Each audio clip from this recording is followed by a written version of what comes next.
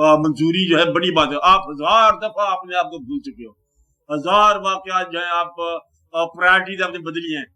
एक वक्त था कि आप एक छोटी क्लास में पढ़ते थे और किसी एक क्लास फेलो के बगैर जिंदगी गुजरना नामुमकिन था, अब उसका नाम भी याद नहीं है आपको अपने तहरीर किए हुए दोस्तों के खतूत होंगे और 2 साल के बाद आप उन्हें फाड़ देते हो। ये प्रायोरिटी बदलती रहती है।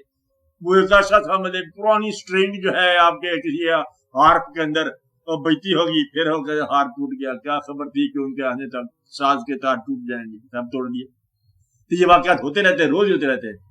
एक वक्त आप कहते इस शहर के अंदर रहे बगैर गुजारा नहीं है, फिर आप कहते इस शहर में रहना ही मुश्किल है। ये तो आप रोज करते रहते हो। उसका क्या नाम था?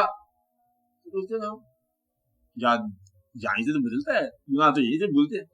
महफिल बदल जाए तो रंग बदल जाता है, फिर आपकी टर्मिनोलॉजी बदल जाती है। जब तक आप महफिल न बदलोगे तो वो नाम नहीं भूलता। फिर आपके पास गिनती के नाम है, वो ही आपके अंदर जो है ना वो रिवॉल्व करेंगे।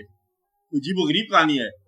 मतलब फिर एक नया निजाम होगा, फिर ये कब्ज है, फिर बस्त है, फिर अल्लाह का रहम है, फिर फजल है, फिर इस्तिकामत है, फिर यकसुई है, फिर अल्लाह की बारगाह है, फिर पीरी है, फिर फकीरी है, फिर इधर है, फिर उधर है, कौन क्या है।